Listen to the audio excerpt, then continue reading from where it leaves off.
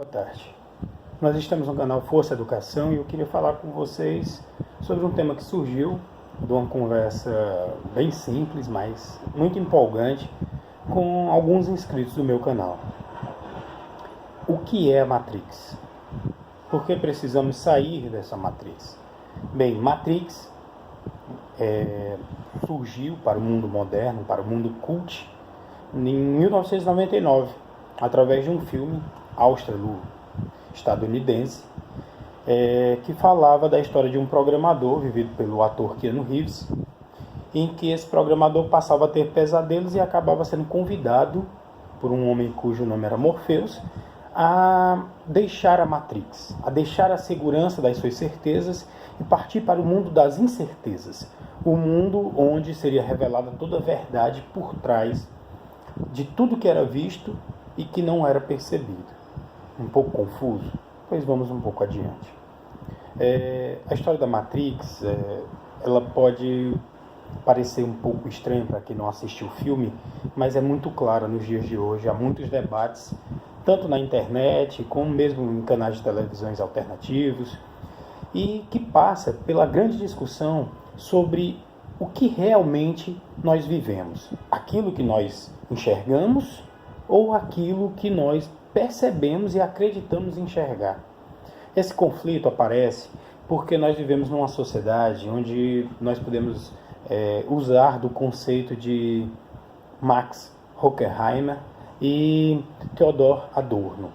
Sim, um livro, A Dialética do Esclarecimento, de 1947, esses dois autores da Escola de Frankfurt, na Alemanha, eles vão analisar o desencantamento do mundo com a ascensão dos sistemas coletivistas, que hoje nós popularmente chamamos de totalitarismos, em uma clara alusão à produção do livro de Hannah Arendt. Pois bem, nesse livro Dialética do Esclarecimento, eles acabam cunhando o grande conceito de desencantamento do mundo. O desencantamento do mundo ou da sociedade, ele aconteceria justamente porque as pessoas viveram uma grande expectativa, com grande produção, com grande desenvolvimento, e de repente essa grande produção, grande desenvolvimento, naufragou numa grande guerra mundial, na maior de todas as guerras, a Segunda Guerra Mundial precisamente, em que as produções do mundo acabaram levando as pessoas ao conflito. Analisando bem rapidamente, tudo começa com a grande crise da Bolsa de Nova York, a produção americana que estava impulsionando a reconstrução da Europa pós-Primeira Guerra tem um grande baque, a Europa para de ter insumos produtivos e modelos coletivistas, tanto de Hitler na Alemanha, quanto de Mussolini na Itália, quanto de Stalin na União Soviética, ascendem ao poder. Respectivamente, nazismo de Hitler, fascismo de Mussolini e comunismo de Stalin. Esses movimentos são violentos, são muito fortes e eles impõem ao mundo, e principalmente à sua população de início, a população do país, uma ótica de pensamento, uma ideologia de pensamento tão forte que quem quer que fosse contra seria perseguido ou até mesmo morto. Isso é vastamente documentado em livros de literatura, livros acadêmicos. Mas sem entrar nesse pormenor, no livro Dialética do Esclarecimento vai deixar bem patente o seguinte, que o homem acreditou que através do racionalismo ele conseguiria vencer todas as dificuldades, ele iria superar o seu maior inimigo, a natureza, os limites que o homem possui, que são seus limites naturais enquanto animal pensante. Mas a guerra mostra o contrário, que isso é impossível. E aí o homem é fadado ao individualismo. E aí a gente vai ver em outro livro, já bem mais recente, do século XXI, um livro de 2000, de Zygmunt Bauman, Modernidade Líquida, que parece até que há uma linha de continuidade entre os dois livros, embora não haja. Bauman vai analisar no livro A Modernidade Líquida a questão da globalização, que encurta as distâncias, mas ao mesmo tempo torna as pessoas mais isoladas, cada vez mais isoladas e mais fragilizadas. O homem que antes aprendia sua profissão com seus pais e tinha a segurança de ter a tradição familiar como arcabouço da sua própria identidade, ou seja, Seu pai foi marceneiro, carpinteiro, então provavelmente você também o será. E isso é uma tradição familiar. Com a globalização, precisamente, com a modernidade trazida por todos esses movimentos econômicos, isso não vai acontecer. Você vai aprender uma profissão provavelmente numa escola técnica ou numa faculdade, e de lá você vai adquirir um diploma, um certificado que vai dizer que você é doutor, ou que você é um técnico, ou que você é um tecnólogo, mas que você é capacitado formalmente, não pela sua família. Isso não tem nada a ver com seu nome, não tem nada a ver com tradição. Essa perda de identidade entre o homem e sua família, entre o homem e sua natureza social, faz o homem muito frágil, muito individualizado. E pior, fada o homem a uma coisa que nós conhecemos bem hoje, um mal terrível, que nós podemos chamar hoje de depressão. Esse isolacionismo humano que cada vez graceja na nossa sociedade, mais e mais pessoas, mais e mais jovens tiram a sua própria vida. Pois bem, em Modernidade Líquida é analisada essa fragilidade, essa linha de pensamento, esse fortalecimento de um racionalismo que leva o homem ao isolamento. E aí tem um outro livro, de 1967. O livro é A Sociedade do Espetáculo.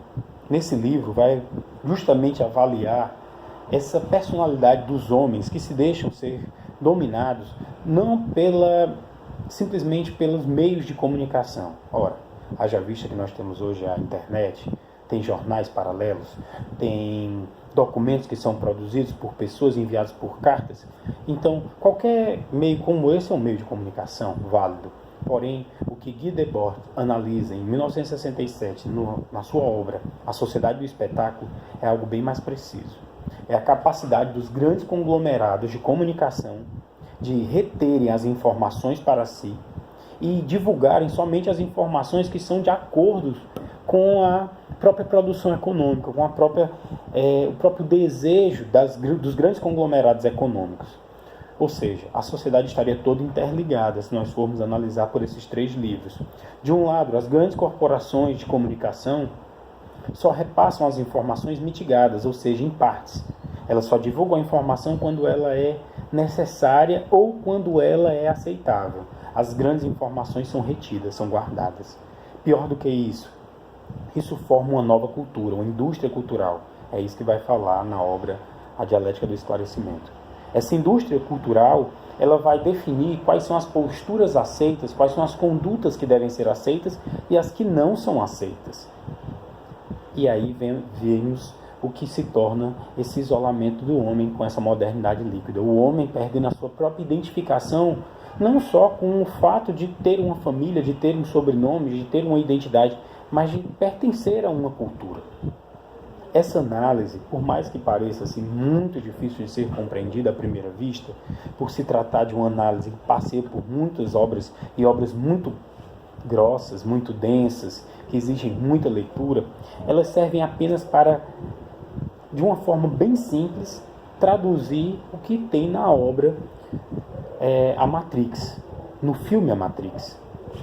No filme A Matrix, explica que o que nós vemos, ou até o que nós acreditamos ser, nós não somos. E isso nunca foi tão verdadeiro como nos dias de hoje. Por quê? Porque se você é um estudante, você vai chegar na sua escola e você vai ver que muitas das matérias que você vê lá, você não vai estudar. Você vai ter o nome de estudante, você vai estar matriculado numa escola, mas você não vai estudar nada daquilo. Você não é aquilo. Então você não se sente identificado com aquele ambiente. Você vai ter uma namorada e você vai ver que aquela garota não é bem a garota que você gostaria de ter ao seu lado. Você vai ter um namorado e também não vai ser aquele rapaz que você gostaria de apresentar aos seus pais ou de passear com ele. Você vai ter uma profissão e não vai ser a profissão que você vai se identificar. Você vai fazer um curso universitário e não vai ser a universidade que você queria cursar. Não vai ser o curso que você gostaria de cursar. Nós perdemos essa identificação. Mas, embora que nós entendamos que estamos perdendo isso, existe um grande establishment. Existe um grande todo de consciência, uma grande consciência coletiva, um grande arcabouço. Nos dizeres de Carl Gustav Jung, nós temos um grande arquétipo coletivo, uma grande imaginação coletiva que diz para a gente que nós devemos fazer exatamente isso com o que nós não nos identificamos. Essa é a Matrix. A Matrix é justamente você aceitar ideias que venham de fora, ideias trazidas por grandes empresas, sejam para que você consuma um determinado produto, compre mesmo, seja para que você seja uma determinada pessoa, com o uso de determinadas roupas, com o uso de determinadas palavras. Essa é a Matrix. E se você quer sair dessa Matrix, você precisa assumir o risco de falar coisas que as pessoas não vão gostar. Ou seja, você vai ter que assumir a sua identidade. Você vai ter que assumir, por exemplo, para a sua família, que o curso de universidade que você faz, de faculdade que você está cursando, não é aquilo que eles acham que é o bom para você. Porque não é bom para você. Você vai ter que assumir para sua esposa, para o seu filho, para suas relações, que aquela profissão que você está obtendo o seu ganha-pão não é a profissão que lhe traz conforto, que lhe traz a dignidade tão propalada em todos os programas de televisão. Você tem que dizer para a sua família que, apesar de você ser uma senhora de mais de 50 anos, de mais de 60 anos, aquela programação na televisão não é aquilo que lhe agrada. Não são aqueles programas. Aquela leitura não é a leitura que você gostaria de ter. Nesse momento você está deixando a Matrix. Então, se você deseja deixar a Matrix, este é o canal para você.